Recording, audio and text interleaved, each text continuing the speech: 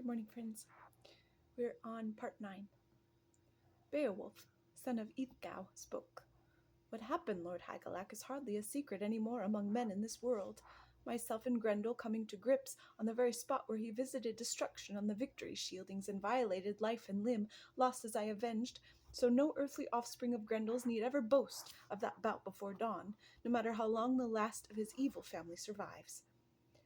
When I first landed, I hastened to the ring hall and saluted Hrothgar. Once he discovered why I had come, the son of Halfdane sent me immediately to sit with his own sons on the bench.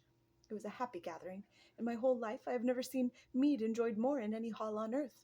Sometimes the queen herself appeared, peace pledge between nations, to hearten the young ones and hand out a torque to a warrior, then take her place. Sometimes Hrothgar's daughter distributed ale to older ranks, in order on the benches.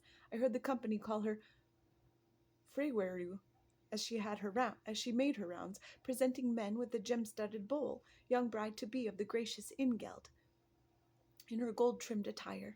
The friend of the Shieldings favors her betrothal. The guardian of the kingdom sees good in it, and hopes this woman will heal old wounds and grievous feuds.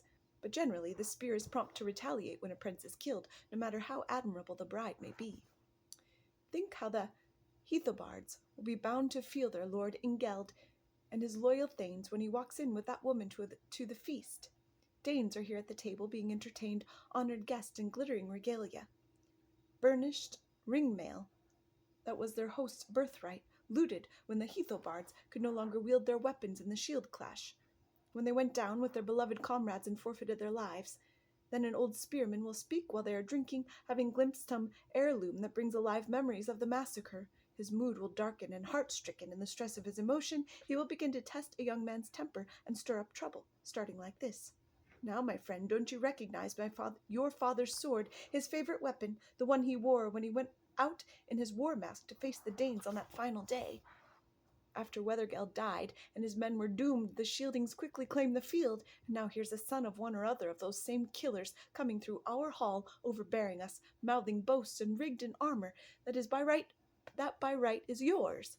And so he keeps on, recalling and accusing, working things up with bitter words, until one of the lady's retainers lies, spattered in blood, split open on his father's account.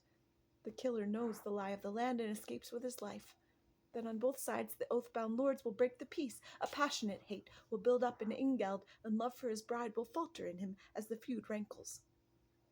I therefore suspect the good faith of the Heathobards, the truth of their friendship, and the trustworthiness of their alliance with the Danes. But now, my lord, I shall carry on with my account of Grendel, the whole story of everything that happened in the hand-to-hand fight. After Heaven's gem had gone mildly to earth, that maddened spirit, the terror of those twilights, came to attack us, where we stood guard, still safe inside the hall.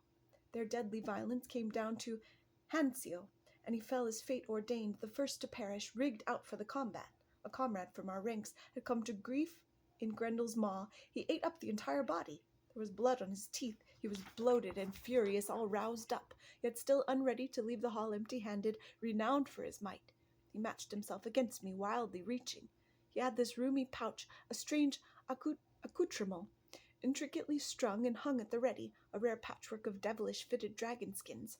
I had done him no wrong, yet the raging demon wanted to cram me and many another into this bag. But it was not to be once I got to my feet in a blind fury. It would take too long to tell how he repaid the terror of the land for every life he took, and so won credit for you, my king, and for all your people. And although he got away to enjoy life's sweetness for a while longer, his right hand stayed behind him in Heorot, evidence of his miserable overthrow, so I dived into murk on the mere bottom. I got lavish rewards from the lord of the Danes for my part in the battle, beaten gold and much else. Once morning came, and we took our places at the banquet table. There was singing and excitement. An old reciter, a carrier of stories, recalled the early days. At times some hero made the timbered harp tremble with sweetness, or related true or tragic happenings. At times the king gave the proper turn to some fantastic tale, or a battle-scarred veteran, bowed with age, would begin to remember the martial deeds of his youth and prime, and be overcome as the past welled up in his wintry heart. We were happy there the whole day long, and enjoyed our time until another night descended upon us. Then suddenly the vehement mother avenged her son and wreaked destruction. Death had robbed her. Geats had slain Grendel. So his ghastly dam struck back, and with barefaced defiance laid a man low. Thus life departed from the sage Aegir, an elder wise in the council.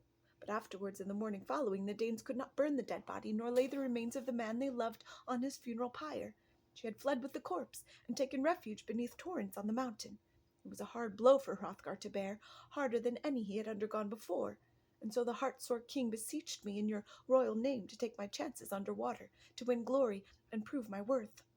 He promised me rewards. Hence, as is well known, I went to my encounter with the terror-monger at the bottom of the tarn. For a while, it was hand to hand between us, then blood went curling along the currents, and I beheaded Grendel's mother in the hall, with a mighty sword.